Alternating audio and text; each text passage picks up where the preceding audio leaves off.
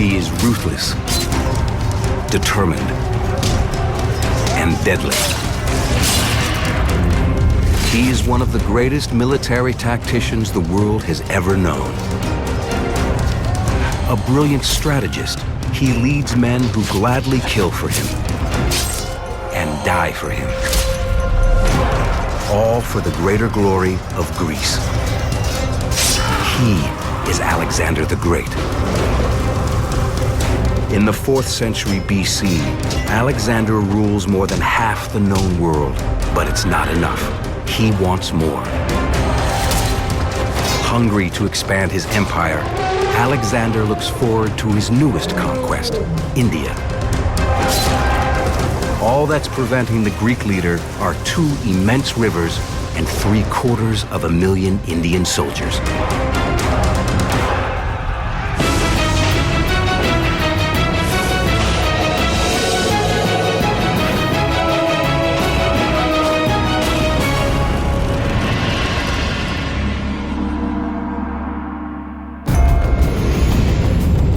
(331 BC), the Battle of Arbela. Nearly 50,000 Greeks fight their longtime enemy, the Persians. For hundreds of years, these 2 superpowers have spilled each other's blood.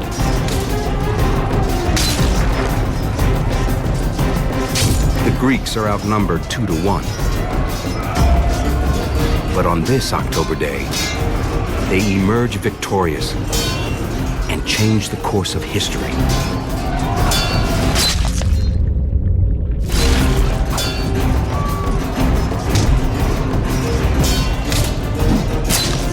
Credited to the tactical brilliance of the 25-year-old commander, Alexander the Great. It's his time now. Alexander has this kind of larger-than-life aura about him. He's handsome with a muscular build, and he's extremely charismatic. His troops pretty much worship him. In less than 5 years, he had managed to carry out a major strategic plan from Greece to invade Persia and destroy the Persian Empire. In 5 years, he managed to suppress his own domestic opposition, and then finally was able to force a cataclysmic battle in modern-day Iraq on the plains of Arbela, where he destroyed the last remaining Persian army, and then by right of conquest became emperor of all of Persia. Some say Alexander's pedigree destined him for greatness. They believed he's a descendant of Hercules on his father's side and Achilles on his mother's. Alexander's empire now stretches from Greece to Egypt to modern-day Afghanistan, one of the largest in the history of the world.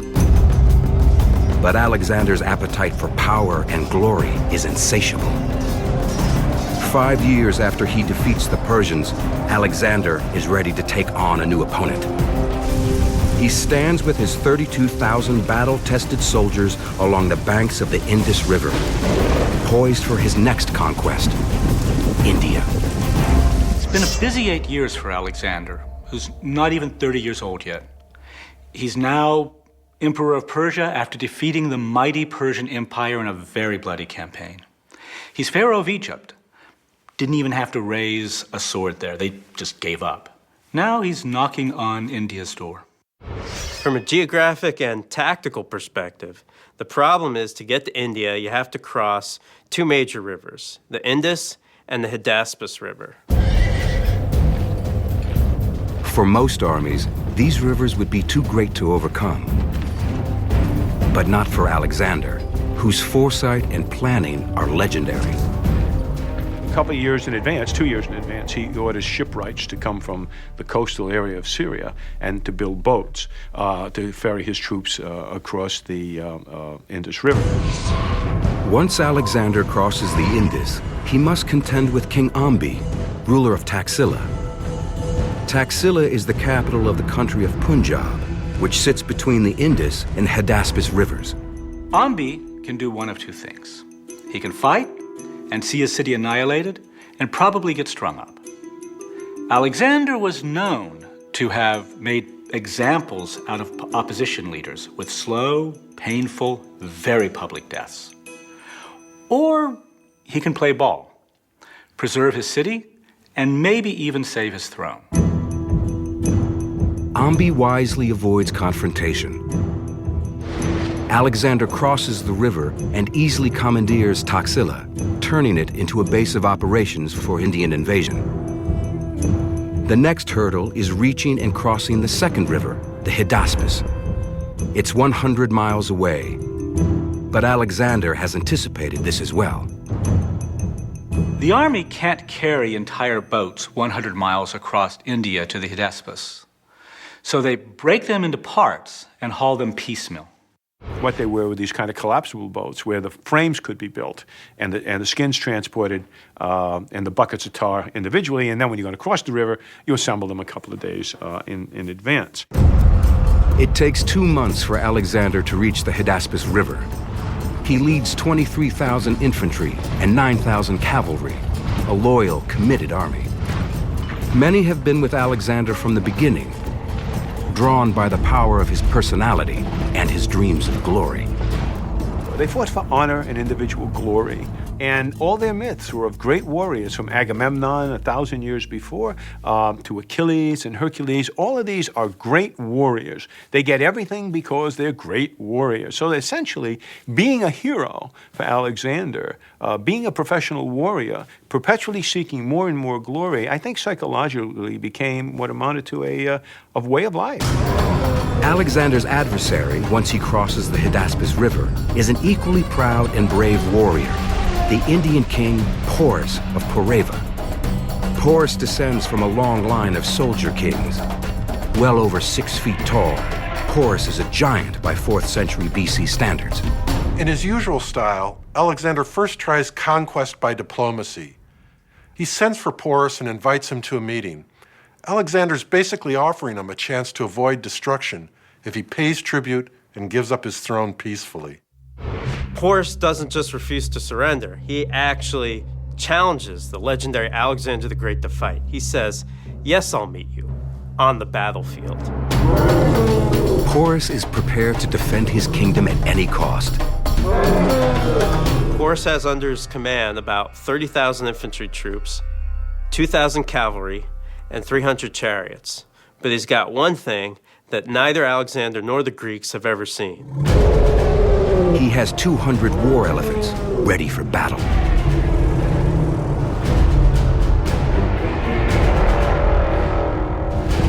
The elephant was a highly developed instrument of war in the Indian army. It took about 10 years to train an elephant, and they were exceedingly well trained.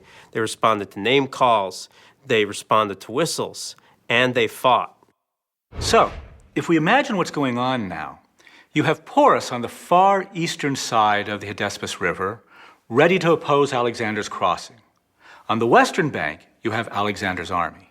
And in between flows a fairly wide, fairly deep, and fairly rapid Hydaspes River. Alexander is faced with a great challenge: how to get his 32,000-man army across the raging river while maintaining the critical element of surprise. But how? If he just crosses right under Porus's nose, his troops are going to be sitting ducks. The Indian army will easily pick them off with their arrows midstream or when they try to reach the other side. So Alexander needs a tactical plan. And he puts into motion what will be an unbelievable game of cat and mouse with Porus. When in doubt, deceive and dissemble. And he begins by the simple act of ordering up grain from his logistics supply lines. Grain shipments begin to arrive. And the reason for this is psychological. It's late spring, early summer. What you conclude is that they have no intention of crossing until later in the campaign season, when the river's current and depth are lowered. Now that Porus is convinced that the crossing won't take place until the next season, Alexander mobilizes his men. The second piece of deception was to begin to move his elements of his army, mostly cavalry, but some infantry. He would march them up and down the riverbank, upstream, downstream, upstream, downstream. Initially, what does this tell you if you're Porus? He's looking for a place to cross. He may use it in the future, but he's looking for a place to cross. This is good. I'll find out where he's going to cross, and what I'll do is I'll deploy my forces against it. So Porus takes his army and starts following Alexander on the opposite bank. Porus mirrors the Greek troop movements with his entire force. And this goes on for a week or two, and Alexander always returns to camp, at which point Porus concludes that this is pointless. All right, he may be looking for a place to cross, but in any event, there's no need for me to move my entire army up and down the field. So what he does is, instead of doing that, he just posts pickets on the other side of the river. This is exactly what Alexander wants. Next, he commands his men to initiate step 2 in his well-planned campaign. Their mission: light fires, make noise, draw attention to themselves every single night. What Alexander's doing, again, is he's conditioning Porus's army to the noise along the riverbank. Alexander has now achieved a very important tactical advantage. What is that? The ability to move his army around on his side of the riverbank without provoking a major tactical response on the part of the enemy. In essence, he's lowered the anxiety level, lowered the attention level of Porus and his army. Finally, after 2 months, under cover of darkness, Alexander leads a contingent of troops away from camp. Because of how he's been conditioned, Porus hardly notices him. Alexander never intended on waiting to cross the river. Everything he's done up until now is to set up a scenario to cross the river without alerting the Indians, and thereby gain the tactical advantage. It's absolutely brilliant. He already knows exactly where he's going to cross, and he's going to cross that night. What he does, he takes a force of some 10,000 infantry and about 6,000 Greek cavalry and another 1,000 horse archers, light cavalry, and moves it up the bank 17 miles. But Porus will not be the only one surprised by the crossing tonight. For Alexander, the Hydaspes River is about to reveal some surprises of its own.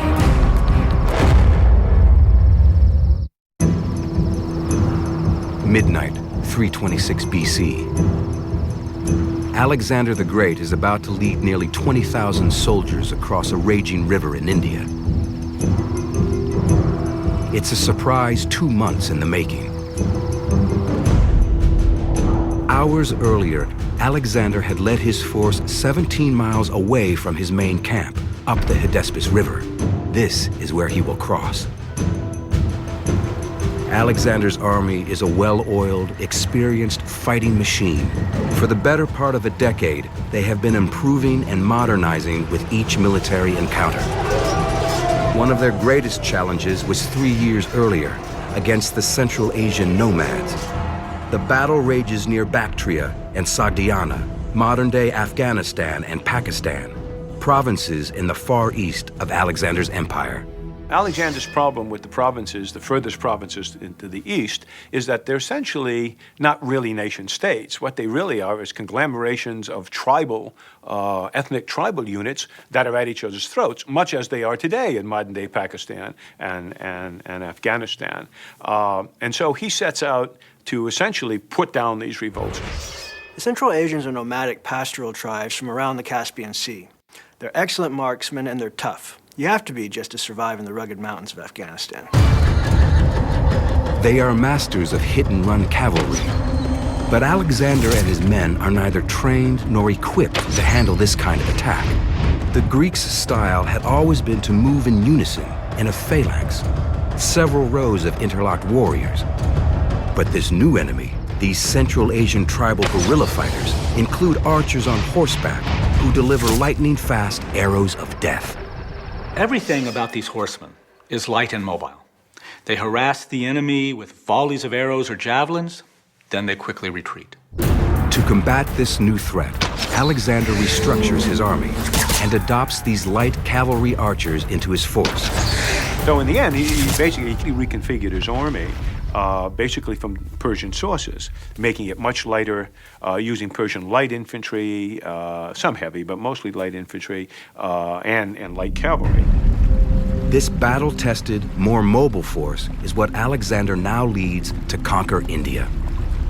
At the end of a 2-year guerrilla war in the eastern provinces and having achieved the modicum of success, Alexander now turns his covetous eyes further east to India. But he knows he's facing a formidable opponent. The army of the Indian King Porus has a long and bloody history. India at the time is divided into 16 regional kingdoms, each constantly fighting the other for dominance. War was the normal state of affairs. As soon as a king gained power, he would begin attacking his neighbors.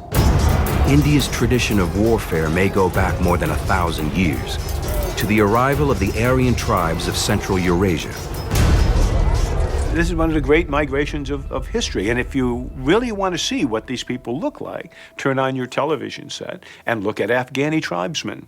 That whole northern tier of mountains has had no genetic dilution at all since the 18th century. So that's what the Aryans look like. They were big, dark-eyed, bearded people who had the horse and the chariot. And so they made short work of conquering India. Much about the Aryans is still debated among scholars. We do know that they were fierce warriors and that they're the ones who introduced the horse and the chariot to the Indian subcontinent. Chariots bring mobility and speed to the battlefield.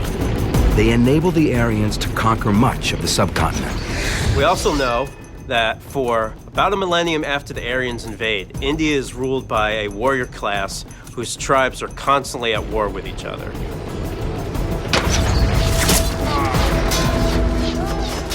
India possesses rich gold and metal deposits, so they have the resources and skills to produce weapons as sophisticated as any army of the time. In the Ramayana, an Indian epic from the first few centuries BCE, the villain, Ravana, is pictured carrying 18 different weapons in as many hands.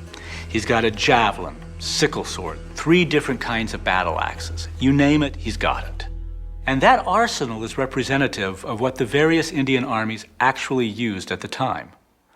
The ancient Indian kingdoms had really perfected the art of war. It's an art Porus has mastered. Now he waits to defend India against the latest outside invader, Alexander. Porus believes he still has time to discover when Alexander will cross the Hydaspes, but he's been duped. Alexander is crossing now, 17 miles upriver. 10,000 Greek infantry, 6,000 heavy cavalry, and 1,000 light Asian horse archers all throw themselves into the wild river. It's storming, it's the middle of the night, and it's cloudy, so it's pitch black, and they're just plunging into these violent waters almost blindly. Absolutely terrifying. The raging current tosses the Greeks' flimsy, collapsible boats.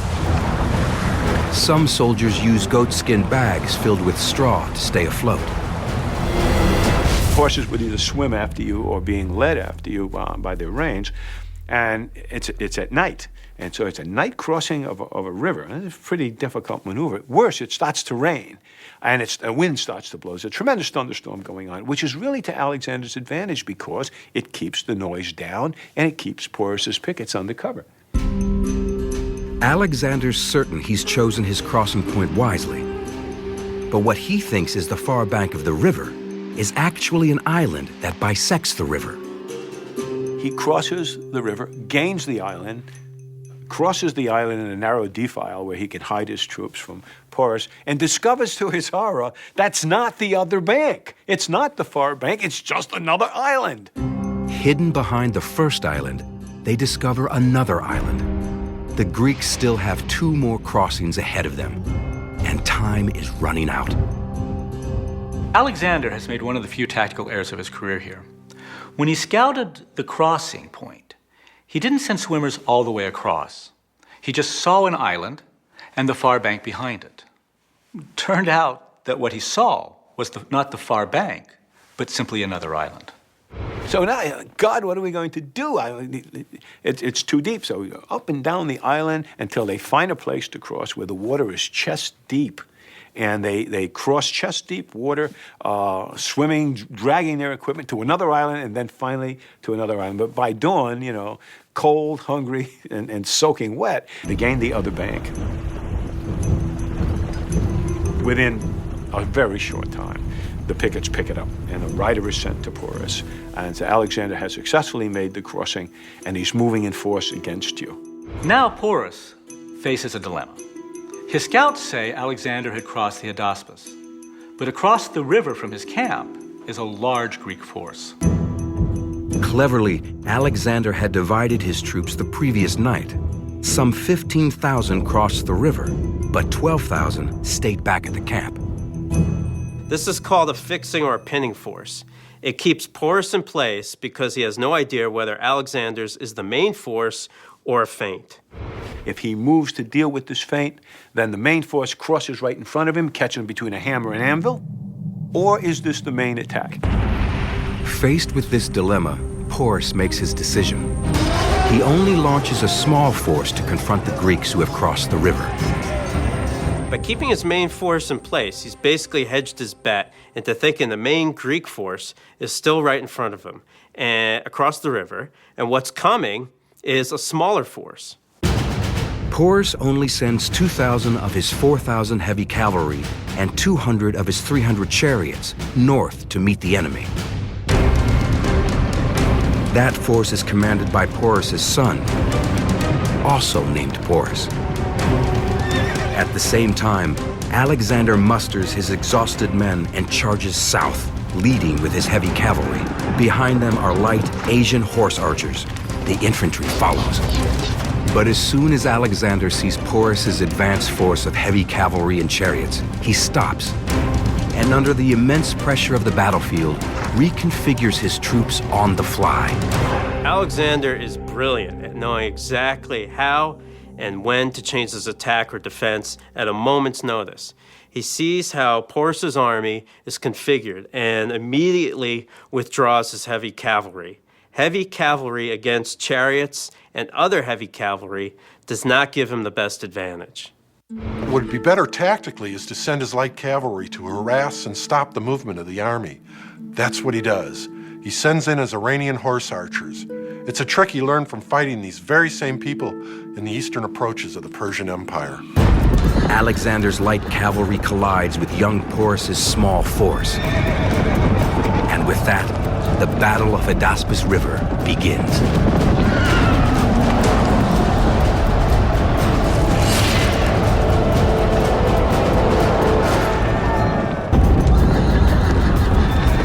(326 BC), the Battle of the Hydaspes River, one of history's most brutal battles, has begun. Alexander the Great's light infantry showers the approaching Indians with arrows. The Greek archers strike with a light, high-tech composite bow. Crafted from animal horn, the bow is layered with sinew from the legs of wild deer or antelope. The MO for Alexander's horse archers is hit and run, hit and run. They don't wear armor, they don't really need to, they don't get close enough to the enemy to need it, and here they actually don't need it because the Indians don't have archers. Thick cotton turbans protect their heads. Their torsos protected by a surprisingly strong quilted armor. It was probably like a modern-day flak jacket, which you would imagine, you know, two layers of cotton, perhaps, or even wool, and in between those layers would be raw, unprocessed cotton. Well, believe it or not, the fibers of raw, unprocessed cotton are sufficient to stop an arrow. Alexander's horse archers stop the Indian force and strip them of their mobility. Their object is to take the steam out of the Indian cavalry attack and force them together. That's exactly what happens. Once they're gathered together, almost immobile, that's when Alexander commits his heavy squadrons of heavy Greek cavalry, and they just smash right through the gathered Indian cavalry, scattering.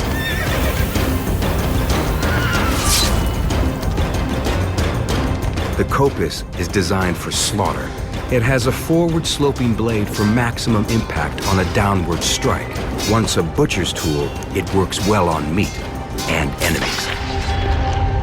The Indian chariot archers release a torrent of arrows against Alexander's infantry.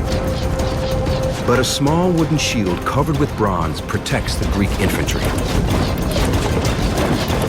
The Indian arrows take their toll, but the conditions of the battlefield favor Alexander. The rain the night before makes the battlefield a mud pit. These heavy chariots cannot maneuver their iron-shod wheels. They're absolutely useless in the mud. The Indians are outnumbered and outmaneuvered. Close to 500 Indian cavalrymen are killed.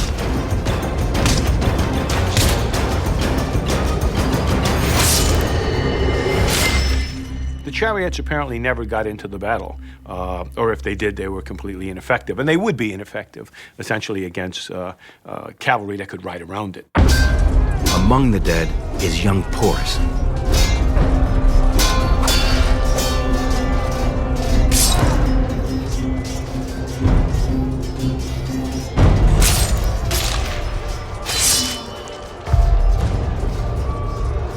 So Alexander has essentially now destroyed and brushed aside that reconnaissance force that Porus has sent. The survivors retreat back to the senior Porus's camp. They tell him his son is dead and that Alexander is indeed leading the main force. And they're heading this way.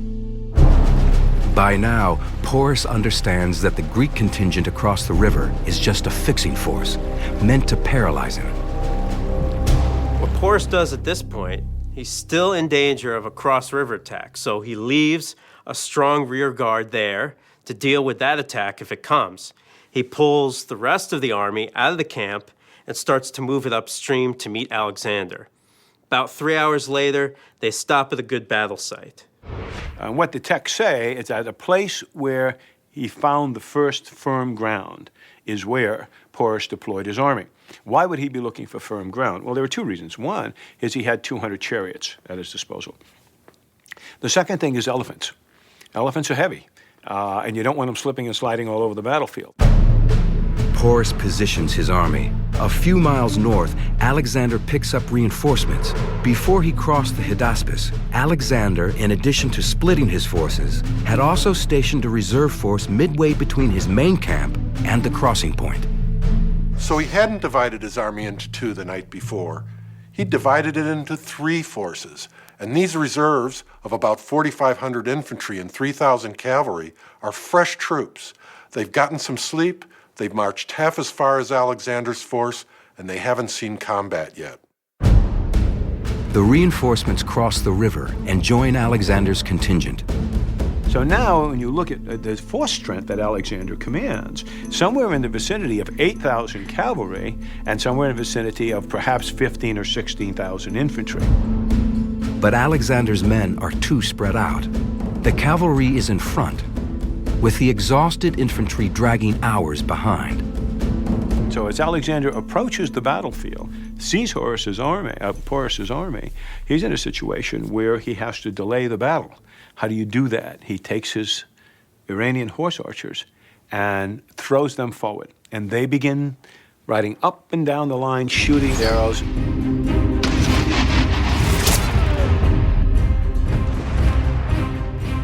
Now is the time when Porus should have attacked. Maybe he wasn't ready.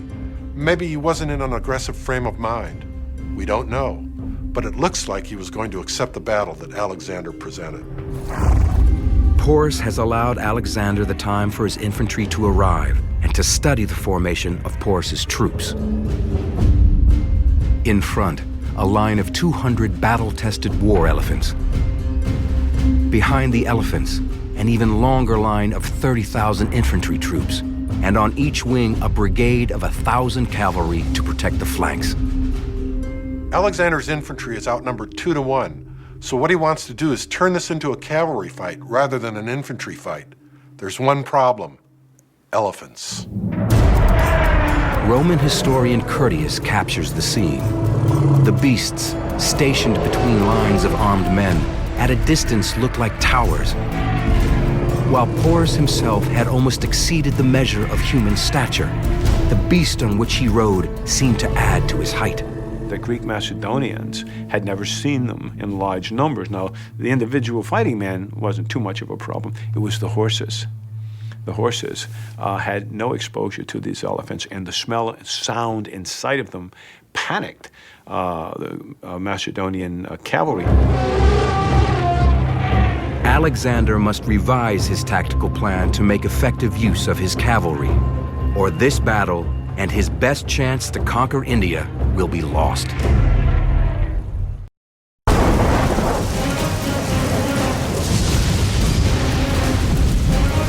Alexander has accomplished a difficult night crossing of the Hydaspes River.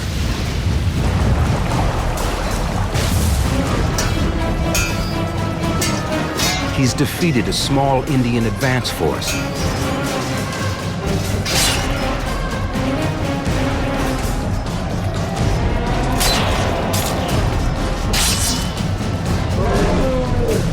And now he's about to launch his attack against the full might of the Indian army.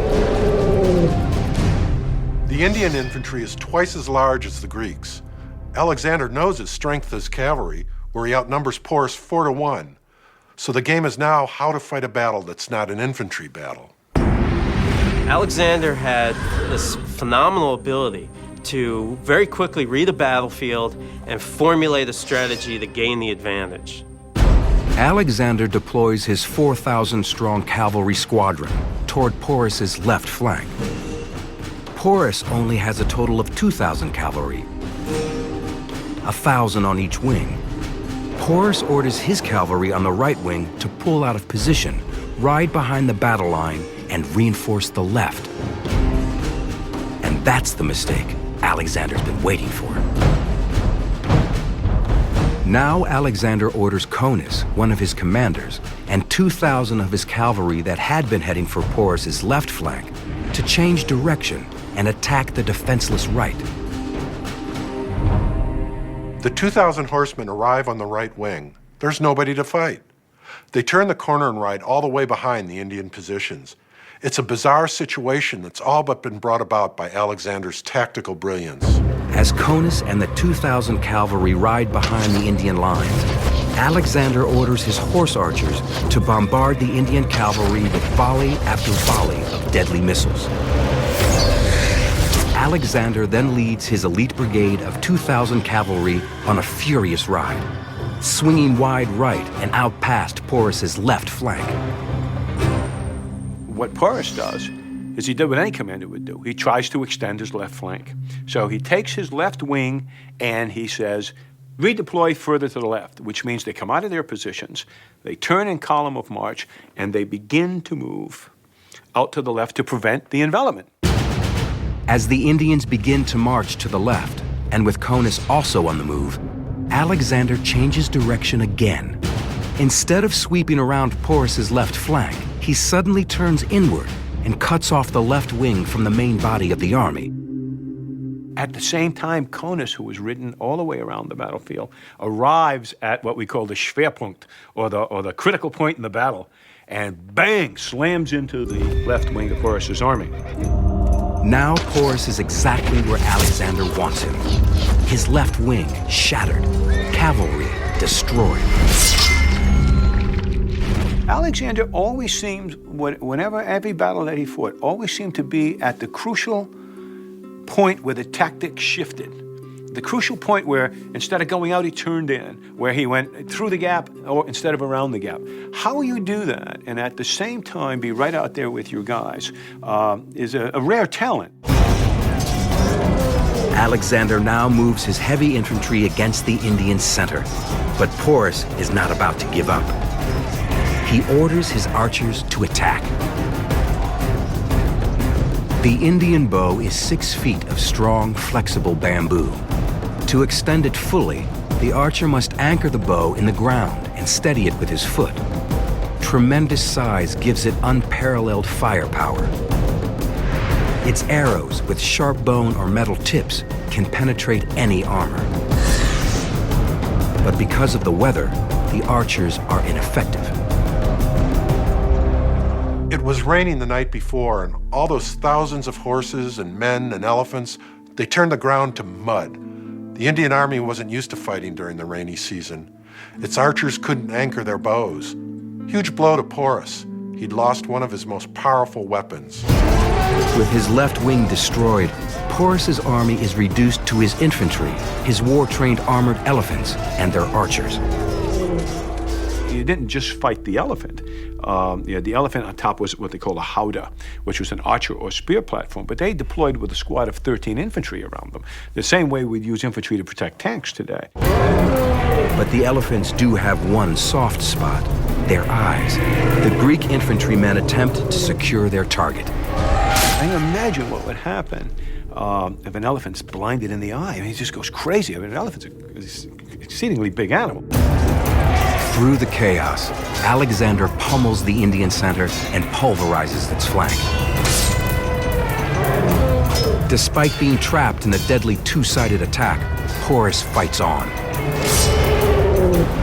The center is collapsing on itself into a giant gaggle of 10, 12,000 men, animals, chariots, donkeys, horses, whatever. And it literally can't move, and the infantry is pressing against them. The cavalry is pressing from the side. In these kinds of battles, as long as you're maneuvering on the open plain, you don't take a lot of casualties. But when you close into close combat, it gets horrifically bloody because you can't maneuver. You can't even run away. I mean, the problem at the Battle of Hydaspes is you couldn't get away. Brutal man-to-man combat, animals hacked to pieces. The Battle of Hydaspes turns into a gruesome massacre. Alexander and his Greek killing machine are destroying the Indian army at the Battle of the Hydaspes River. Alexander commits what's left of his cavalry and orders it into a circle around this mass of quivering, frightened men. Porus's army is caught in a death trap. It cannot maneuver. 10,000 human beings pressed by another 8,000 human beings in a cauldron of slaughter.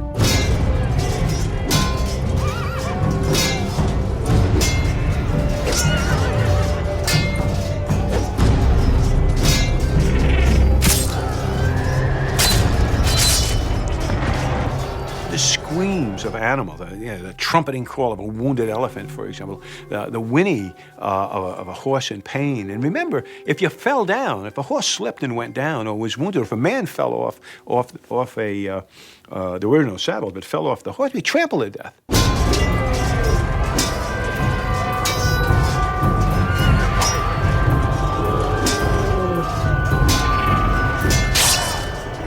Human beings being stabbed, being hacked at. The noise and the screams in the battlefield becomes quickly covered with blood, gore, and entrails, pieces of human flesh. And the smell. The smell. I mean, elephants, when they're wounded, like many animals, defecate. And you can imagine that as well. The noise and the smell and the human horror, absolutely terrific.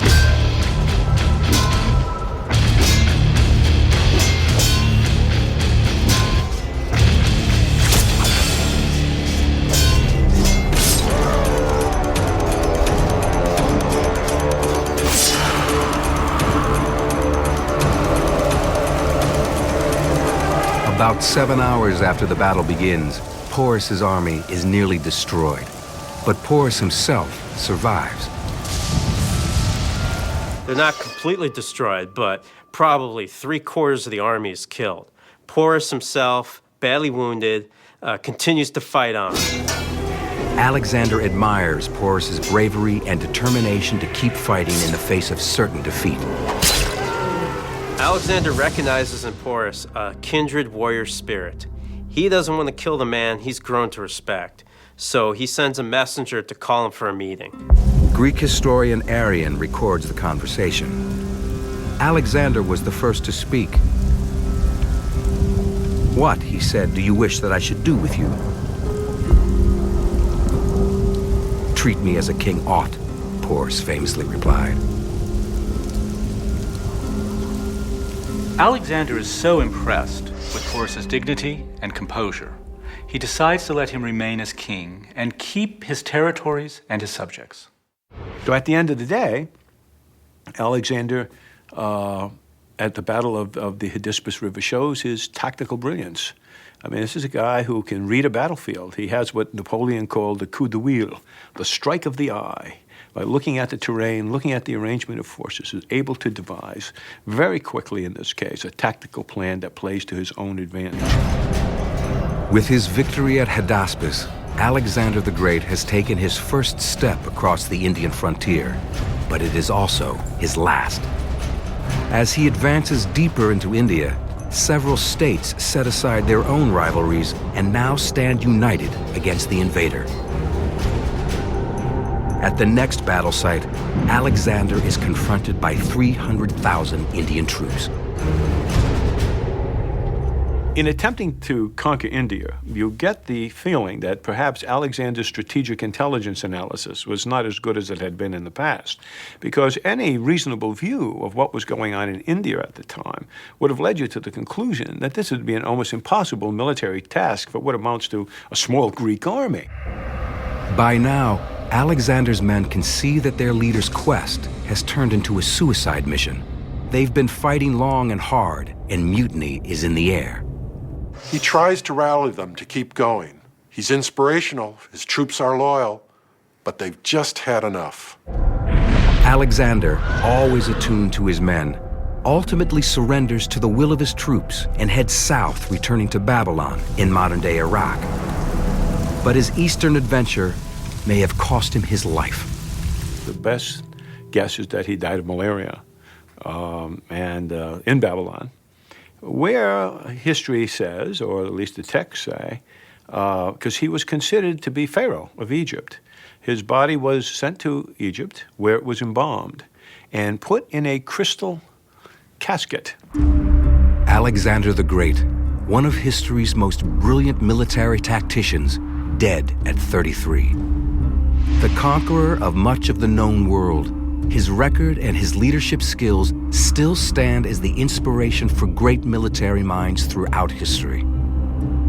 During the first Gulf War in 1991, General Norman Schwarzkopf took a page out of Alexander the Great's playbook with his left hook strategy. Like Alexander, Schwarzkopf essentially feigned a main attack on the Iraqi forces occupying Kuwait from the south. But the bulk of his force, modern-day heavy cavalry, tanks, swung hundreds of miles due west and came at the Iraqis' right flank. There's the left hook, effectively knocking out the Iraqi army. Ground war in Operation Desert Storm was over in 100 hours. That is a successful feign and envelop that Alexander would be proud of. Alexander the Great campaigned for more than 11 years, over 20,000 miles, and never lost a battle. Still, he was dissatisfied. It is one of the more interesting questions of history, of having achieved all of the strategic objectives that he set out to be, against all odds, by the way. Why does Alexander continue to literally want more? Why is it not enough? And I think he's a very curious character psychologically, but basically I think he's a very traditional Greek. You know, when you look at the history of Greece, Greek soldiers didn't fight for strategic reasons or even political goals. I mean, that's something that comes in much later, all right? Because there's no sense of being Greek. There's no Greek nation, per se. So what did they fight for? They fought for honor and individual glory. A forger of empires with an unquenchable thirst for glory, Alexander spread Greek culture throughout the known world. Yet he died yearning to have conquered more.